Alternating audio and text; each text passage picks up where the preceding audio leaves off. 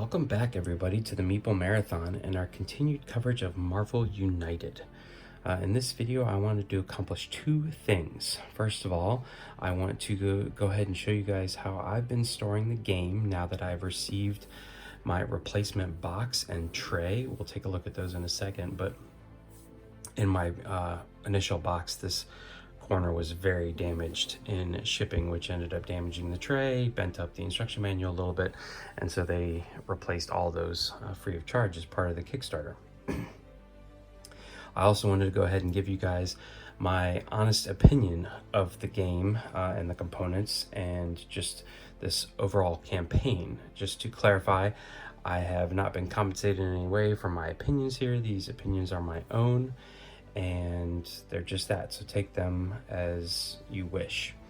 So first of all, I do want to point out that I did finally receive my replacement box and tray. Now, ironically enough, the replacement box came in today. I'm filming this on October 6th, and the package was first mailed out. I went back and I still had the box just in case I needed to send back the damaged box. I looked and it was postmarked for August 6th. So I think it took about 2 days to get to me, but essentially 2 months to get replacement parts in. That's not too bad. My only gripe is that it took quite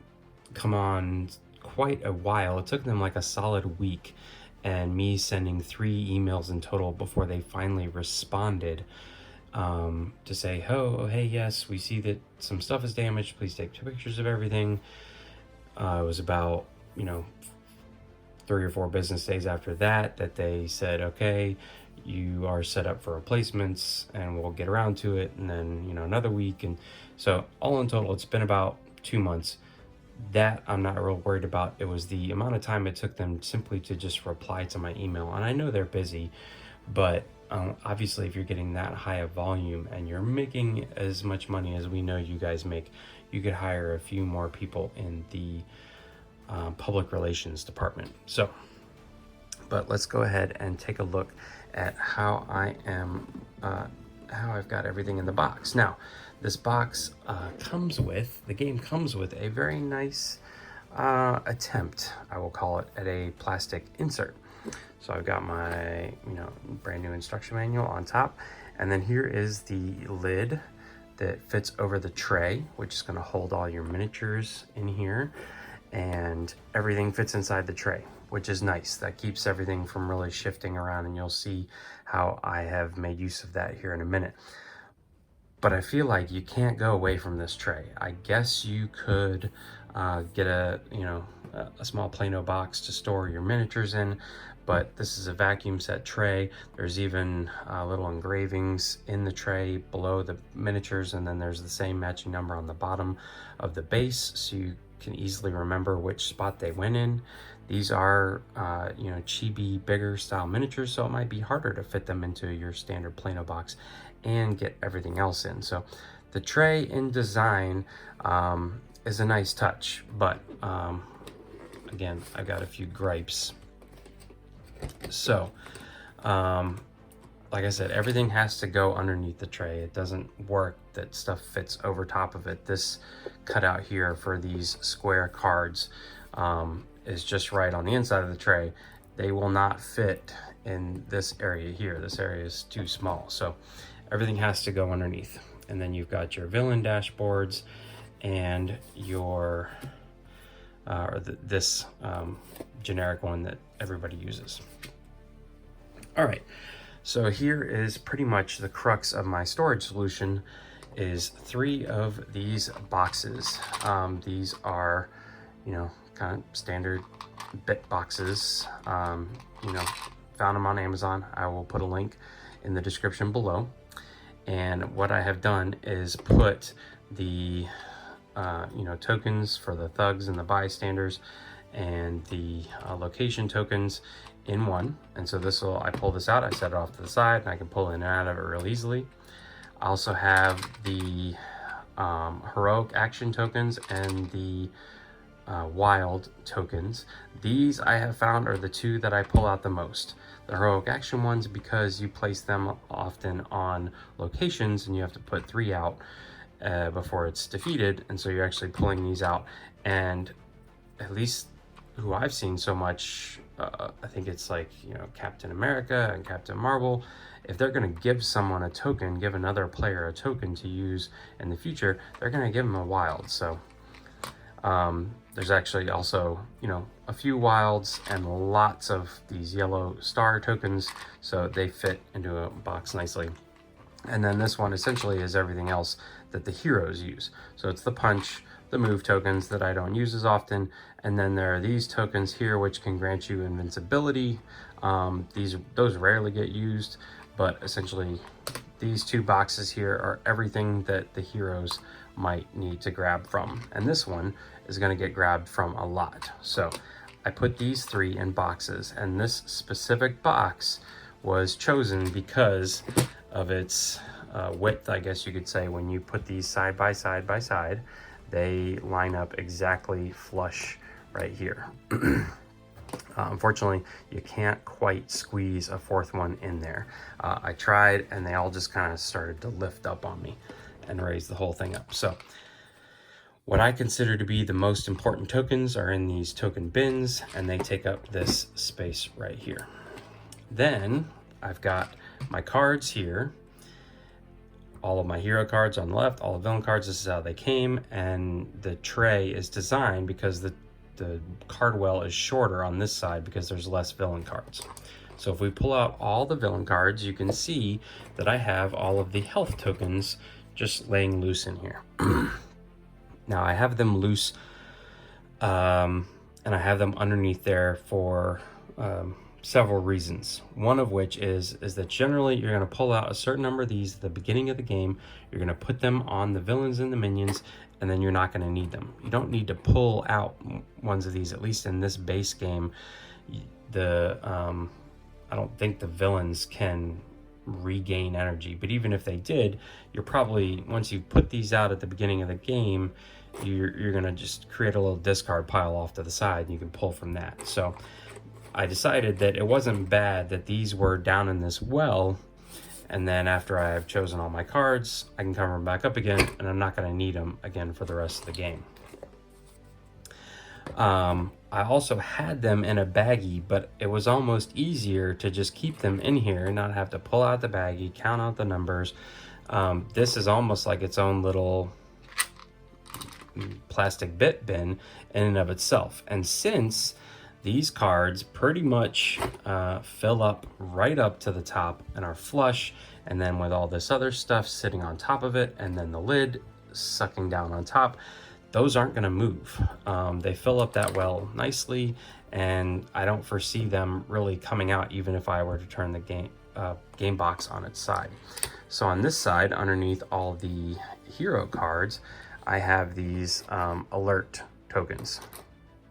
Now these are a little bit different than the health tokens, but there's such a few amount of these that I feel like it would be easy to just grab a handful, put them off to the side, if I know that the game is going to call for it. So certain villains use those, other villains do not. So again, that would be the only pile of tokens that I have sitting off to the side, and that's usually my goal for a storage solution, is to be able to have stuff not just sitting in piles, but in nice little plastic boxes that are easy to pull from and return when cleanup. So that is my storage solution in a nutshell. I did try putting all of this stuff in bit boxes. I tried getting some more of these out, but there was nowhere to fit them. I considered cutting out this layer right here so that this was more of a big hole. You would still have this finger area to reach down and pull out the cards, and even it would enable you to go all the way down and pull out. My idea was to stick a token tray in on the bottom. This would be pretty flush with this side, and so the hero cards would sit just as is, maybe a little bit lower, and the villain cards would actually sit a little bit lower because that token tray isn't that high. Also, for a time, had them just sitting up on top of the tray here, but that raised the box lid up. And since I didn't want to put them above the superheroes for fear that one might come crushing in and say Taskmaster here, who's got his little sword, might have gotten squished. So I went through a lot of iterations, and this seems to be the best way to get everything in there, get the lid on tight, protect everything, ease of setup and breakdown. So there you go. Please feel free, if you have any comments or storage solutions that you have found, feel free to leave them in the comment section below. Okay, so now that we have seen the storage solution I have for Marvel United, I want to go ahead and give you guys just a very quick review of the game. This is more like a 5K versus a marathon. So I'm going to cover 3 things that I really like about the game, my top 3 favorite things I enjoy about the game. But before I get into those, I do want to cover just a few things that I feel like the game falls short on. And most of those have to do with components. Now, for the most part, component quality for CMON games is top notch, and the miniatures is top notch. The cardboard markers and chits and stuff are top notch. They have like this almost plastic coating to them, so they feel like they're going to hold up. The things that I feel like could have done a little bit better are these locations. Now, they did address these, the fact that these are going to be just kind of thin cardstock, by creating an optional buy in the Kickstarter that you can buy cardboard versions of the locations. So that's solved, but obviously they didn't ship with core box. But what I want to talk about are these villain dashboards, and then this, you know, kind of common dashboard. This is way too flimsy, in my opinion, for something that you're going to be using every single game. And I feel like these also could have had some added weight to it. And beyond that, the kind of cardstock that they used, this tray in general, I feel like is kind of an epic fail on their part, because there really was no good way to store the tokens. It, you know, took a lot of jerry-rigging just to kind of get everything in here this way, and this is not a perfect solution, but you cannot sleeve the cards and get them in there 2 wells where you would want them to. You know, without having little boxes like this, I guess you could use the, you know, plastic baggies, but I feel like this tray is my biggest negative for the game. So with those 2 things aside, let's go ahead and get to the 3 positives of the game. Okay, in third place for my bronze medal of my review here, I just want to talk about the simplicity of the game. The game plays very quickly, but it's also very easy to pick up and play, to understand, to teach to other people. The iconography is very straightforward. So for example, this is 2 punches from Hulk. It's very straightforward. And then if you follow that up by 2 heroic actions, it's very clear to see that, oh, I can complete this card by placing 3 of those tokens down here. But then if you just tell someone, oh, your heroic action also rescues a civilian, your punch action will take away thugs, it'll also take away villain health, and then last but not least, move. But the combination of all of these together, you know, just makes for a really engaging game, even though it's very straightforward and very simple. Even with the boss, you know, it's move 2, bam, and then place these tokens down. These cards are very clear. The iconography is excellent. You know, each one has their own bam, very clear right here in the middle. So I feel like this game is a great game for families, but also for, you know, your standard game group. It's, you know, a great game to pull out and play a couple rounds just to get into the game night or to close out a game night. Since they go so fast, you don't get bogged down. Setup's not too bad, but you can also play this game with your kids. If your kids are into the Marvel universe, yes, there is some text that you're going to have to help them read if they're not at you know, the literacy level of some of this text. But for the most part, it's very straightforward, the iconography, and almost anyone, you know, above the age of 4 or 5 should be able to pick up on that. For the silver medal of my review here, I want to talk about the nice variety in the game. We just spoke about how simple the game is and straightforward it is, but there is still a lot of nice variety, especially in how they have done the villains. Each villain plays very differently, even though the system that you're playing and the rules are not changing. The system is not changing, but the way you have to address each villain changes from villain to villain. And this core game only has 3, but I've already gotten a lot of play out of playing each of these guys in, you know, nice consistent rotation. Even the heroes play a little differently. Their cards are slightly different. They have different iconography at the bottom, and their unique cards are obviously different, but the uniqueness shines in the villains, and I am looking forward to all of the expansions that are going to come out, because a lot of them contain, you know, villains and different ways to play. So just to kind of highlight some of that, you can see that the Red Skull here, he's all about increasing fear, and so Red Skull is really just kind of a race. You need to be able to complete 2 of those objectives in order to get to him before you reach his 20, because it's very easy for him to just start jumping up the fear track. Every bam increases it by 2.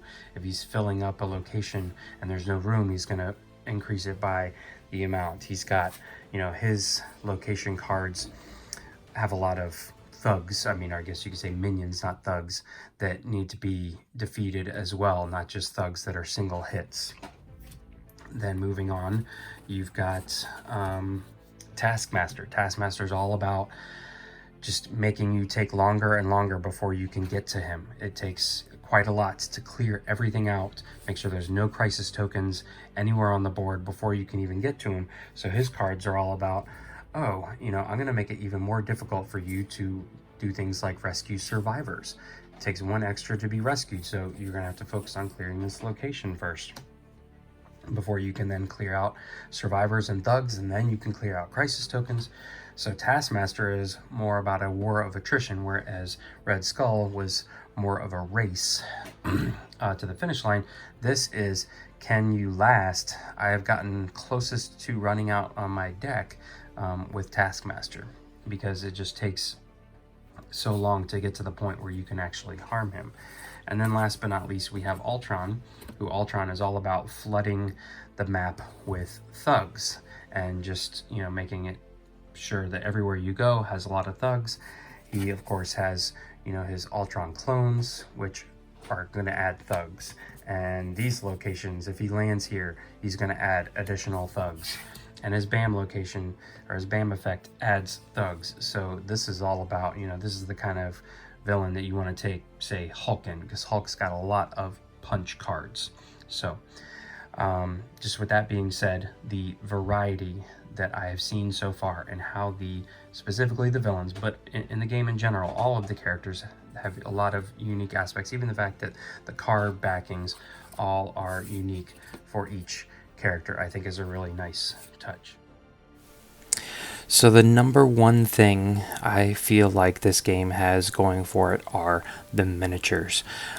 These miniatures are frankly some of the best that I have seen CMON games produce. They are really, like, you know, yes, they're like chunky in their style, making them easier to paint, but they are really like hefty in your hand. There's a good weight to them. They don't feel cheap by any means. The bases are just amazing. The fact that they're not just on flat plastic bases, that the bases are 3D and unique to each character, really just makes these miniatures pop when you're playing with them.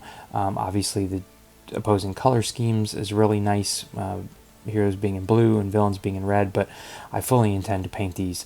So if nothing else, purchase this game for the miniatures if you're a painter or someone who enjoys the Marvel Universe. So I give my gold medal to the miniatures in this case.